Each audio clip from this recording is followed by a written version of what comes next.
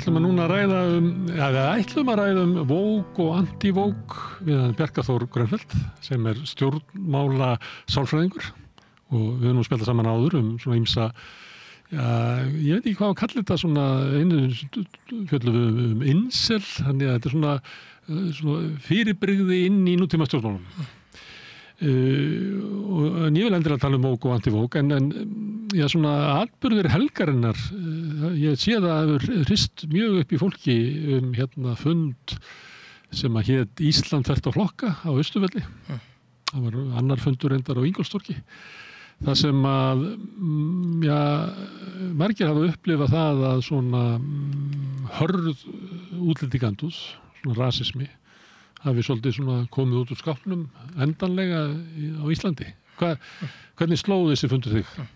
Sko, fyrir það fyrsta, mér varst það nafn mjög áhugavert, Ísland þvert á flokka. Þarna eru menn að taka sér, finnst mér mjög mikið kennuvald og líklega völd langt umfram það sem þangað það sem raunverulega ná með því að taka upp þetta nafn, þvert á flokka, því að ég ætla allavega að vona að undirbúningur þessar fundar hafi ekki verið þverpólitískur í þeim skilningi að þar hafi komið að fjöldi, aðilar sem að starfa í fjölda stjórnmálaflokka.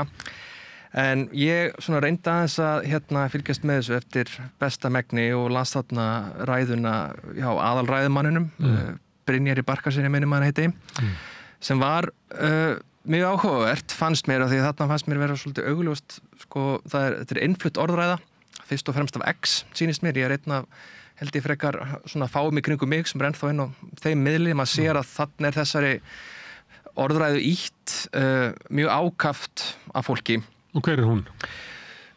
Þemað mjög mikið að ná Íslandi tilbaka, að það sé stjórnleysi á landamærunum, hatur múslima og íslenskri menningu og mjög mikið vísaði glóbalista, gildin okkar, Íslandssöguna, sjálfstæðisbaráttu Íslendinga og þarna fer kannski ekki endilega fyrir svona mjög núanseruðum skilningi á Íslandssögunni endilega. En mér finnst vera svolítið augljóst að þarna það sem að kyndir undir þetta þessi orðræða sem ítt að fólki á X í algoritmanum þar sem ítir fólki í átt að polariserandi efni alveg sama þótt þú sértir unni hinum megin á hlið polariseringarinnar. Og svo held ég líka að það sé að gerast hér sem hefur gerst í ýmsum löndum og hefur kannski ekki mikið verið talað að hlutur Facebook-grúpa í þessum. Það alls konar Facebook-grúpur sem kannski fara undir radarinn ef þú ert ekki kannski djúpt á internetinu, en það spila alveg heilmikinn þátt í þessari radikaliseringu.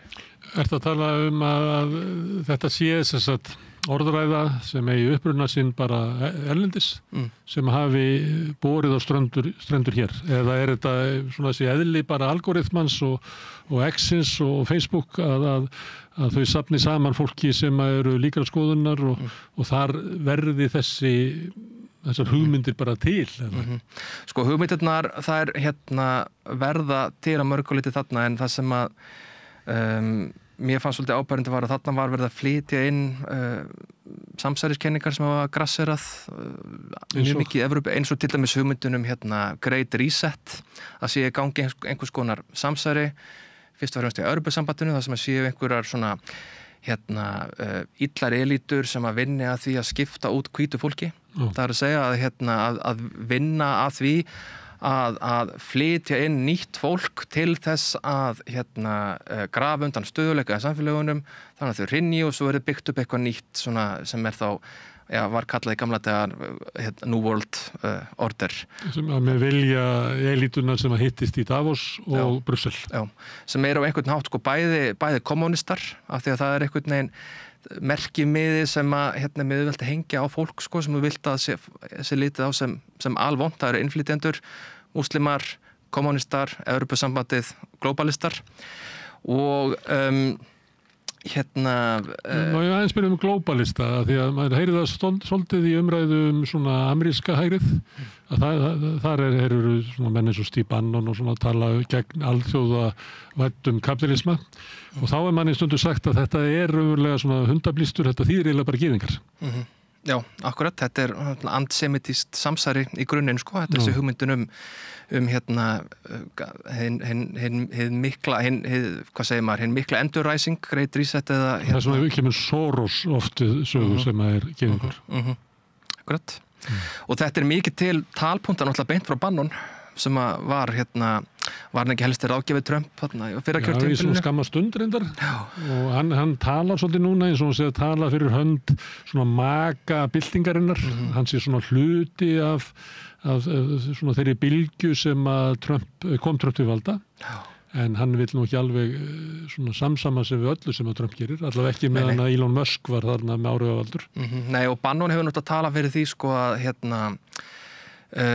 að Trump fær inn á einhverju leyti svona vinstri sinnari retorík í efnahagsmálum sem hann hefur ekki gert og það eru náttúrulega vinslit á milli þeirra tekja við mann rétt fyrir einhverjum árum síðan og já, ég veit ekki, þetta er náttúrulega, ég hlustaði nú á samstöðin í gær og þá heyrði ég að voru umræður þetta hvort að sem maður hefur heyrt svona vísa til að vinstrið eigi að fara að tala til svona menningarlegara íhaldsamra kjósenda á vinstri vægnum. Það kom nú maskinukönnun bara núna í morgun á afstöða sem var flokkað spurt afstöðu til fjölda hælisleitenda og það flokkaði eða skipti eftir flokkum og það náttúrulega er ekki hægt að býta úr nálinni með þetta ennþá en ég fæ ekki betur síðan á þeirri tölun það séu tiltrúlega fáir sem þessi kenning myndi virka og það er að segja að það séu vinstri menn sem að eru gegn þessu til ekki gegn innflytjendum.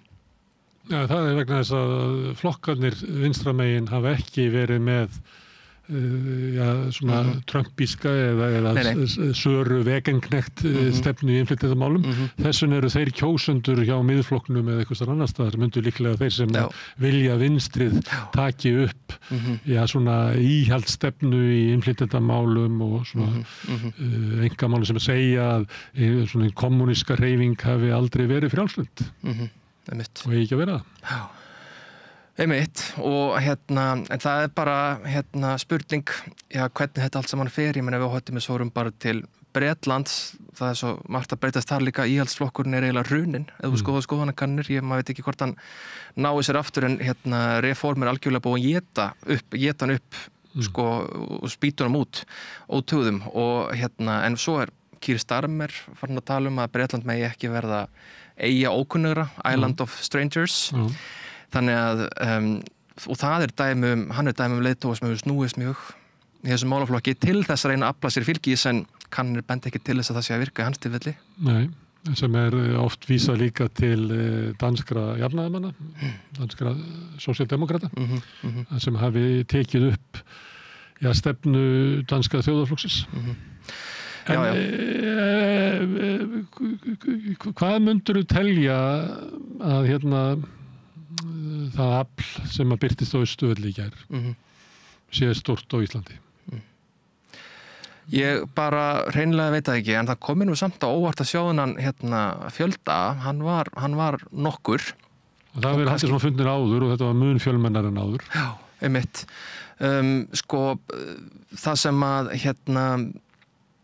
ég hugsa að væri, fyrsta viðbragði finnst mér að við eigum að taka utan fólkið sem þessum mótmælum er beint að, það er að segja hælisleitendum og flóttafólki og fyrst og fremst fólki sem eru af öðru litarhafti, en við því ég held að það hljóta að vera gífurlega sárt að sjá svona framkom og sjá og hlusta á þá retorík sem að þá orðræðu sem þar var viðhöfð og mér finnst sko aftur að þessum þessari innfluttu orðræðu. Mér finnst það svolítið sárt og erfitt að sjá ef þetta er í alvörun að fara ná fót að festa sig í sessi og annars mér tekið eftir sem að menn er að reyna að flytja inn er orðræðan lækkandi fæðingartíðni. Mér finnst þar vera svona mjög kannski sérkennilegur tónn út af því að ef þú skoðar bara tölur út allan heim, það sem að fæðingartíðni er að lækka allstaðar í hennum iðnvætta heimi og líklega er það einhvers konar bara afleiðing af þjóðfélagsþróun síðustu áratuga, mjög erfitt að breyta því. Það nokkuð lönd sem hafa reynt þetta. Ég meina, Ungverjaland kannski dæmi sem næst okkur sem hefur verið að fara í markvissar aðgerðir til þess að auka fæðingartíðni. En ekki gengið. Ekki gengið og ég meina, þú veist, ég held að það gangi bara mjög takmörkuð leit að bera fé á fólk. Það bara miklu fleiri og flóknari þættir þarna að baki, en það undirliggjandi í þessu, sko, að því að við að sjálfsögðu að hugsa vel um börn, hugsa vel um barnafjölskyldu, það nú bara Það náttúrulega ömurlegt samfélag sem að fólk vill ekki fæða börnin í. En það eiginlega uppgjöf algjör samfélagin okkar, segjum að við erum þannig samfélag, að fólk vill eiginlega ekki fæða börnin í samfélagi, það eitthvað ótrúlegt mein í þeirri þjóðarsál. Algjörlega, en samt sjáum við að sko fæðingartíðni til með hærri í Bandaríkjunum en í Svíþjóð. Og ég held að það sem gert líka í þessari umræðu að það undirtónn alltaf sko að útlendingum að fjölga, okkur að fækka og við þurfum að draga úr fjölda innflytjenda og fjölga okkur. Og það bara einhvers konar undakvist. Þetta Meloni segir þetta. Þetta víða í hægrinu. Já, þetta það. Og vísar til einhver svona hálfgjörs nativisma og einhverjar held ég nostalgíu eftir kannski fortíð sem aldrei var. En þetta notað og ég meina að þetta var rætt á pontunni á Þingi. Snorri Másson, við mikið talað þetta og víða. Við vorum eitthvað ræðið þetta í gær og ég var að reyna að endursegja það sem hvernig þetta tvennt færi saman. Að þá, mér heyrðist Snorri Másson vera að halda því fram að við þyrftum að hafa færri innflytjendur til þess að kæmi ekki svona falsk öryggistilfinning á því, til þess að við færum að eignast fleiri börn til þess að vinna verkin sem að útlendingarnir að sinna, sem þá var líklega að við myndum fæða börn til þess að verða herbyrgisþernur á hótelum og verið byggingarbransan. Á meðan við flytjum inn fólk til þess að sinna þessu störfum, að þá ekki hvatinn hjá okkur til að eignast börn. Þetta ekki betur en svona? Já, ég held að þessi lógík bara hreinlega gangi ekki upp, en á sama tíma, sko, ef að menn hafa sérstakar ágjör á tungumálinu, sem að ég ber virðingu fyrir, að þá hefur bara skorta stjórnvöld hafi bara þor til þess að standa raunverulega með tungumálinu, því ég held að vandamálið sé ekki afgreiðsla í verslunum. Það að sé hægt að bara raunverulega veita þeim fjármunum sem þarf til þess að viðhalda þessu litla tungumáli sem að veitir ekki af að gera. Eru þið talandi svona hvata til fólks og kannski náttúrulega einhver beint að konum að eignast fyrir börn? Af því að þegar þessi umræða kom fyrir einhverjum árum síðan, að fór ég og leitaði logandi ljósi af árangri af svona aðgerðum. Og eins og þú segir að það voru erfitt að finna það í nútímanum. Og náttúrulega grófasta svona stefnan var í Þriðja ríkinu. Hún bara heldur ekki árangur þar. Og niðurstaðan var eiginlega sú að eina breytingi sem varði í fjölgun Þjóðverja, það voru börn sem voru rænd í austri og flutt heim til fjölskyldna sem SS-manna og annað slíkt. Ég bara tekja þetta sem dæmi að hugmyndunum að stjórnvöld geti snúið þessu við með einhverjum svona aðgerðum, að jafnvel ríktustu aðgerðir í Þriðja ríkinu, það fjölgaði raunverulega ekki fæðingum þýskra mæðra. Já, og mér skilst líka á þessum rannsóknum sem hafa verið gerðar á þeim tilvikum sem þetta verið reynt í nútímanum, og þá verið þetta sína verið þetta skil einhverjum takmörkum árangur rétt í byrjun þegar þessar nýju stefnur eða þessar stefnur eru nýjar og eitthvað nýja brum á því, en svo gengur það tilbaka. En eftir sem áður, ef ég má aðeins dvelja við þetta, að þá höfum við séð fjallað það á undanföllum áratugum, svona breytingar sem hafa orðið. Þú þekkir það að hafa byrjað að tala þetta svona eftir aldamót, að við erum kannski að fá fyrstu kynslóðina út á vinnumarkað sem upplifði það að hún myndi hafa það mögulega efnaðslega verr en foreldrar sínir. og innan nýfrjálshyggjunnar þá var slökkt á svona velferðarríkis tilfærslum sem voru frá þeim sem eru betursettir, sem oft fólk sem búið að vera lengur á vinnumarkaði, búið að eignast húsnæði og annað slíkt, og það voru fluttir inn í gegnum skattapeningar til barnafjölskyldna sem að fengu þá stuðning til náms, stuðning til þess að komast inn á húsnæðismarkað með vaxtabótum, fengu barnabætur og annað slíkt, að það hefur verið slökkt á þessu, og það hægt að sjá það að foreldrakynslóðir í dag hefur það efnaðslega hlutfallslega lakar heldur var fyrir 20 árum og 40 árum.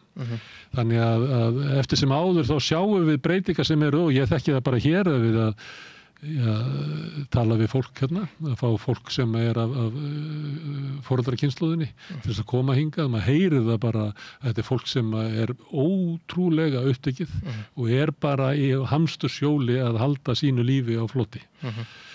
Þannig að eftir sem áður þótt að þú vilja kannski blása á það sem að Snorri segir, að þá ertu ekki að blása á það að við ættum að bæta lífskjör foreldrakynslóðan og barnafjölskylda. Nei, og ég held að það sé það er raunveruleg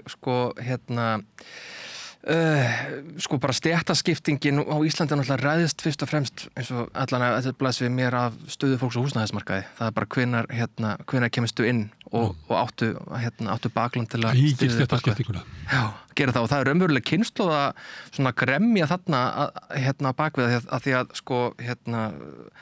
á bak við fólki sem kemst ekki inn á húsnæðismarkaði þá yfirleitt einhvers konar bakland sem verður þá að styðja við það á meðan þú sérð foreldra einmitt horfa upp á það að uppkomið börn ekki komist inn á húsnæðismarkað, og þarna það er í rauninni komið einhverju leyti komin aftur á húskynslóðan eins og var í gamla daga, það bygguð 3 kynslóðir heima í einu húsi. Já, og við þekkjum það líka frá Bandaríkjunum þar sem að foreldrarnir að taka húsnæðislán til þess að fjármagna menntun barnanna og annað slíkt, að það er náttúrulega kerfi sem að leiði til þess að foreldrar sem ekki eiga húsnæði get ekki farið í nám í Bandaríkjunum, en á Íslandi get ekki keypt húsnæði. Herðu, en það er búið að vera mikið talað um woke undanfarið og kannski svona anti-woke. Myndirðu segja að þetta veri innflutt umræða eða á þetta rætur í svona íslensku raunveruleika? Ég heyri stundum svona vera að tala að þetta sem er verið að andmæla í Bandaríkjunum svona einhverja ýkta útgáfu á einhverjum wokeisma. Í sjálfum sé ekki kannski hægt að finna svona þessi skýru dæmi á Íslandi sambærilegt. Woke er svona eitt af þessum hugtökum sem einhvern veginn allir eru sammálum að sé til, en engin sammálum hvað felist nákvæmlega í því. En ég held að woke hafi svona fyrst og fremst þjónað á Íslandi sem einhvers konar smjörklípa eða merkimiði sem að fyrst og fremst hægri sinnaðir áhrifavaldar hafa notað til þess að bara fá klikk, og því að það bara það selur. En af hverju selur það? Út af því að við mannfólkið, við erum hópa óð, við skiptum inn félagslega heimi allstaðar, öllu fólki í einhverja hópa, það eru innri hóparnir og ytri hóparnir, og svona þeir sem og þetta ávið okkur öll, en þeir sem eru svona íhaldsamari hægri sinnaðir í stjórnmálaskoðunum, þeir eru fljótar að grípa svona til varna fyrir innri hópin heldur en þeir sem eru frjálslyndari og vinstri sinnaðri. Og allt sem að við erum rosalega næm fyrir því þegar fólk er ólíkt okkur, og það er hægt að grípa grípur á athyglina manns mjög fljótt leið og þeir eru bent á hvað einhver annar sé ómögulegur. Og það er það sem að því að maður hefur nú svona reynt að fylgjast með podcastunum alveg sérstaklega, og mér hefur fundist vera svona skerpast á þessum línum undanfarið, og oft bara hreinum ágóðasjónarmiðum. Og ég held að það sé alveg frekar alveg eðlilegt að fólk fari í einhvers konar vörn til að verða svona hraðar þjóðfélagsbreytingar, en þær hafa líka verið ýktar, held ég. Ef þú skoðar bara til dæmis tölurnar þegar var nú mikið rætt hælisleitendur á þessum mótmælum að umsóknum alþjóðlega vernd hefur nú til að fækka hér alveg gríðarlega. Já, það var gerð könnun, og það komi sem þú varst að veitna í, að að meiri hluti fólks finnst að koma of mikið af flóttamönnum hérna.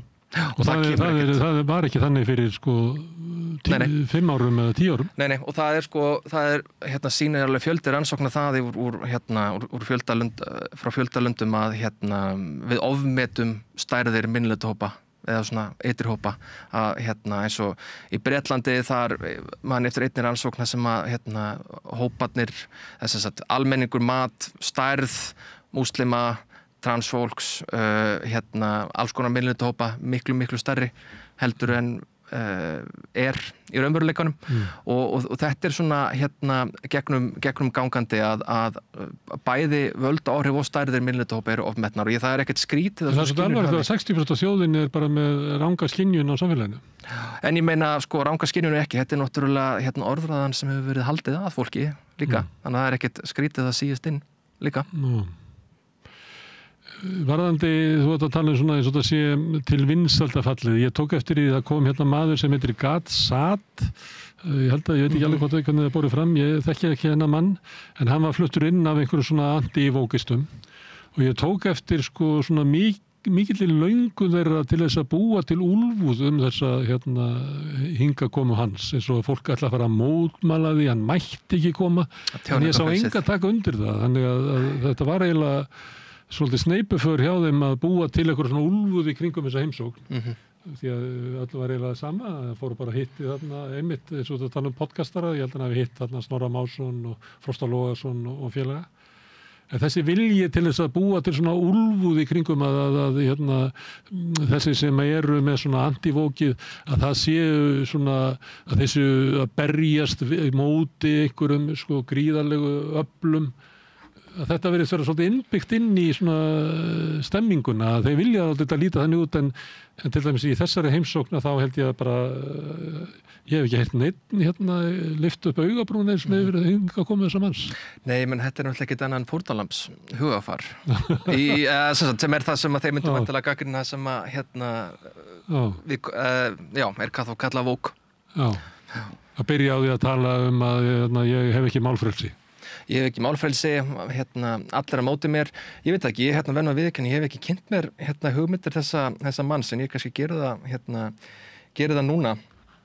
En hérna, já, mér finnst samt sko, þegar við erum að tala um vók að það sé ekki alveg hægt að skauta fram í á öðru en að skauta fram í því að tala um sko góða fólkið og vonda fólkið. Ég finnst þetta vera sko vók einhvers konar, hérna, þetta er nýtt hugtak eða nýtt orði yfir það sem var mjög lengi kallað góða fólkið hérna umræðunni sem er bara hérna gott og gilt íslensk hugtak að mér finnst engin ástæða til þess að hérna að skipta því út en það segir eitthvað samt sko þessa hérna hópaskiptingu að hérna þetta minnir að hafa verið Elliði Vignisson sem kom fram með þetta hugtak sko. Já, fyrir held ég svona allavega 10 árum síðan. Jakob Jarnar segir að ég hef gert þetta. Já. Og það er grein sem ég skrifaði hérna í tengslum við forsetakosningarnar 1996 að þá notaði ég einmitt góða fólki í þessu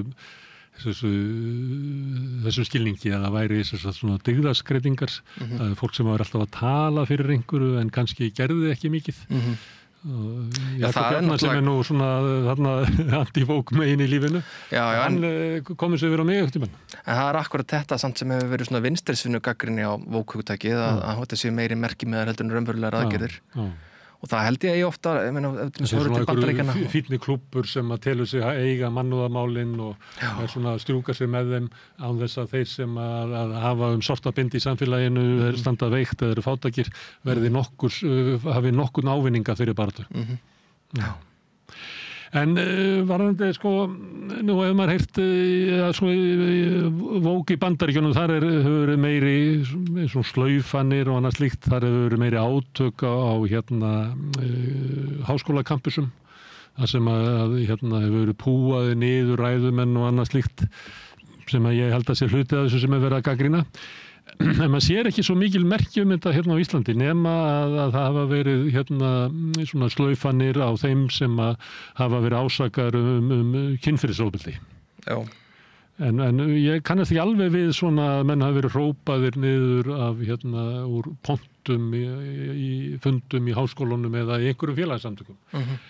En í Bandaríkjunum verður til þetta svona antivók sem er að berjast gegn hérna og tala um málfrelsi og annað slíkt. En að sumuleyti virðist vera eins og anti-Vogue hafi flust til Íslands án þess að Vogue-ið hafi flutt til Íslands. Hvernig má það vera? Sko ég held að hluti af þessu sé að Ísland var og náttúrulega ennþá mjög einslegt samfélag. En það samt sem áður liðin til að við einhvern veginn deilum sama raunveruleika sem að Spaugstofan túlkaði atburði vikunar á laugardagskvöldum og svo var langt áramótaskaup það sem var þessi svona sami spegill fyrir allt þjóðfélagið og það náttúrulega þú getur tekið inn það eru breytingar á fjölmiðlaumhverfinu og svo kemur netið og náttúrulega meiri fjölmenning.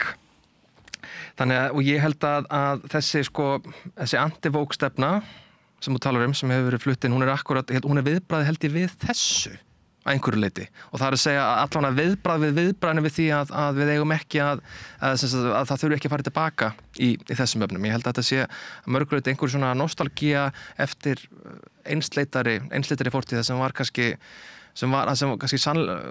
ekki einn sannleikur en það voru færri sannleikar, held ég.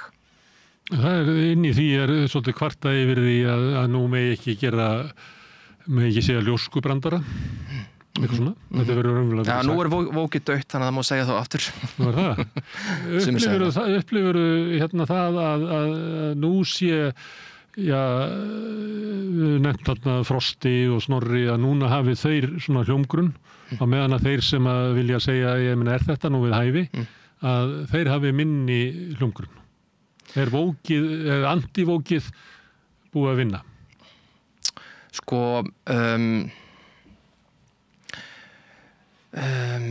Nú bara þegar stórt spurt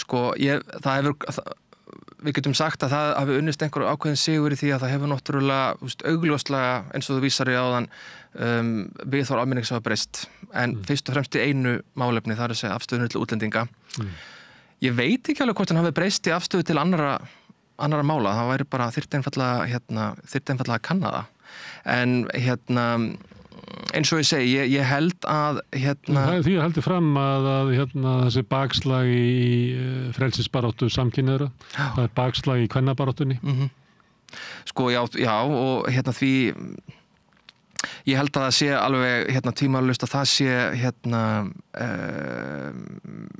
maður finnur alveg fyrir þessum þessum svona það er undiralda í umræðinni en ég held samt ekki að það sé að lýsa verið einhverjum sigri þar eins og ekki enn allavega Nei. Sumir kemur þetta óvart að það var svona einhver stemming í okkar heimshluta að samfélagið okkar væri að þróast í átt til markmið ætti að vera aukin jöfnur, markmið ætti að vera mannhelgi allra, markmið ætti að vera að ólíkt fólk ætti að hafa rödd að við ættum að hleypa því í gegn frelsisbaráttu kvenna, svartra í Bandaríkjunum, fatlaðra, samkynhneigðra, alls konar hópa. En síðan einhvern veginn virðist hafa orðið til þannig að hluti af hópnum segir bara Nei, veistu það, mér langar ekki þangar. Mér langar frekar að vera, nærði sem þetta var áður og ég sem er hvítur miðaldra karlmaður, að ég hef alltaf haft tiltekin svona réttindi og mér finnst að ég vegur bara að halda þeim og það bara eiginlega anstöðu við stöðu mín að fara að gefa það eftir. Þvert á móti ef ég hef eitthvað vald í samfélaginu þá á ég að nota það. Það er það sem er manninum eðlilegt. Er þetta ekki svona eitthvað svona eins og sé svona breyting á hugafæri sem að það sem að þótti vera sjálfsagður ávinningur allra, allt inni kemur í ljós að nei, það bara ekki alltaf til að fara ákvað. Það er náttúrulega þekkt viðbragð að hópum getur fundist þeir vera að missa stöðu sína með einhverjum hætti og það kallar náttúrulega mjög oft fram þetta varnar viðbragð og svo verður þetta svo finnst mér þetta líka stigmagnast bara í kjölfarið á þessari innfluttu orðræðu því að maður til dæmis sér þegar maður les til dæmis mikið á þessum póstum á X og svo hlustum á ræðurnar Austurvelli að þetta eru þetta er orðaforði af netinu, það er einhver gremju tilfinning sem býr innra með mörgum sem þau kannski kom ekki orði á en fara svo á netið og sjá þar skrifaðar út á ensku og svo þetta flutt yfir hérna í þann, sem sagt, í hérna félagsheiminn og maður finnur ótt á fólki þegar það að orða hugsun í fyrsta skipti á íslensku. Að þá hérna, ég held að þetta sé oft á tíðu mjög þunnt og hreinlega því að hérna, því við rættum með samsæriskenningar á þann, það þarf oft ekki að blása, það þarf oft ekki að blása mikið á þær til þessar hugafarið hreinni.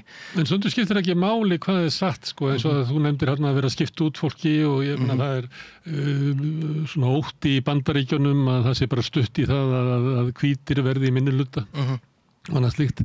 Og svo heyrir maður fólk að reyna að flytja þetta inn hingað og ég held að það veri bara þingmaður sem að hann var bara ekki góðan vasareikni, hann var búin að reikna út að þetta væri bara rétt handað við hornið að Íslendingar eru hérna í minnihluta eða uppbrunnar eða þú veist þeir sem ættir að rekja hérna til Íslands marga ætliði eru í minnihluta en þeir eru bent á að þetta er bara vitlaust þetta á sér enga stoð samt heldur þetta áfram fólki sem var Austurvelli í gær, þeir trúðu þessu.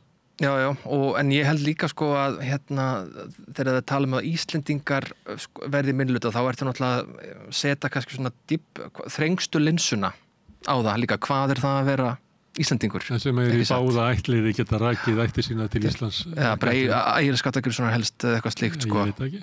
En hérna... Ég endi í Dönum og svona hinn og þessu í minni ætt. Já, nákvæmlega. Það er kannski sleppur. En svo sér maður samt, hérna, ég er svo sem ekkert mjög gamall en ég man mjög eftir því þegar ég var krakki þá var, voru heilmiklir fordómar í garð Pólverja.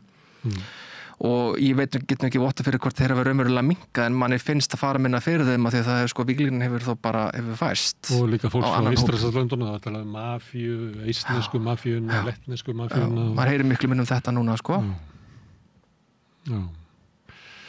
Herðu, en eftir sem áður þá erum við í samfélagi þar sem eru gríðarlega átök, svona þetta menningarstríð sem við kannski horfðum á til Bandaríkjanna og fannst að vera skrýtin pólitík, einhver leið er hún komin hingað og hún klífur líka samfélögin, það voru kosningar í Póllandi í gær, þar er klofningur á milli borga og dreifðari byggða, þar eru klofningur milli kynslóða, en það er líka afgerandi klofningur milli kynja. Það sem að karlarnir virðast vera að færast til ytra hægrisins á meðan konurnar eru frekar að færa sig inn að vinstrinu. Samfélag sem er þannig þetta er náttúrulega eitthvað ótrúlegt mein í samfélaginu. Já, þannig samfélag gengur náttúrulega ekki upp til lengri tíma litið en þetta er alveg rétt að rannsóknir sýna það að það er að vera svona gleiðnuna milli kynjanna út um allan heim. Já. Og kallarnir að verða svona íhaldsamari og konurnar annarkot bara svipum staða voru eða þá aðeins frjálslyndari.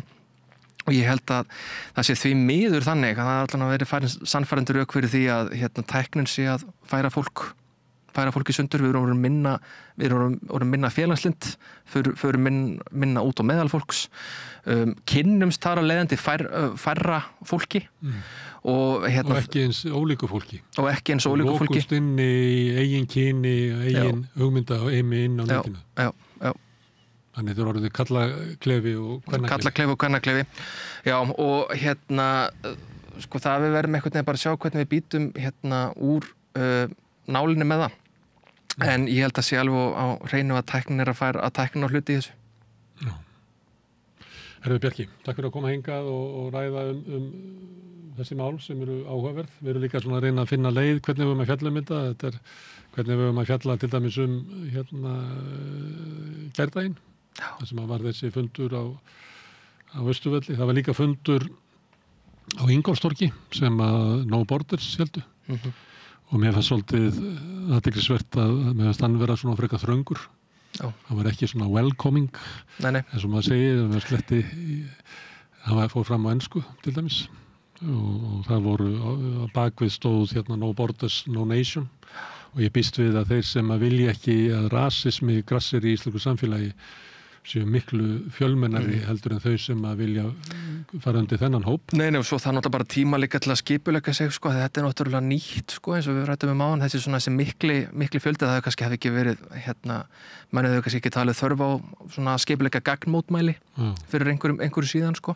Þetta upplifir að það sé mikilvægt að búa til eitthvað svona farveg fyrir þá sem að vilja búa í samfélagi þar sem að svona rasismi magnast ekki upp þar sem að, og við vitum það alveg að það var hellinga fólki sem að býr hérna sem að horfir á fundin á Austurvelli í gær og hefur ástæðu til að óttast. Það er nefnilega bara 100% öryggisógn og hatursorðan sem þarna heyrðist ánáttúrulega bara á ekki að hreinlega líðast, en ég held að það sé þá besta viðbragðið væri að hreyfingar skipulöðu sig og held ég sérfund, samstöðufund sem að má þó vera þvert á flokka gjarnan. Já, það var ganga frá Hallgrímskirkju niður á Austurvöll, ég held fyrir kannski 12 árum út af atburðum sem voru í samfélaginu, þar sem var svona ráðist af feðgum frá Kúbu held ég, sem var augljóslega svona kynþátta tengt, og þá mætti gríðarlegur fjöldi Íslendinga sem að voru gengum við tölunum það við viljum ekki svona í samfélaginu. Við viljum ekki að samfélagið þróist út í að hluti af samfélaginu standi ógn af öðrum íbúum. Og ætla að sé ekki bara í framhaldið sem við rættum áðan, þá bara sérstaklega mikilvægt að við kallarnir tökum þátt líka, að þessi klofningur skilir sér ekki áfram með þessa baráttu, sko. Herðu, Bjarki, takk fyrir að koma og ræða þessi mikilvæg mál. Takk fyrir mig. Og við ætlum að ræða svona svipumál og þessi mál meira í þessu þætti, en við ætlum líka að halda því áfram næstu daga. En framundan er næsti kafli í leita okkar að einhverjum skilning á heiminum. Samlokubrauð, maltbrauð, tékkneskt-brauð, súrdeigsbrauð, brauð ársins, Bernhöfts bakari, íslenskt handverk síðan 1834.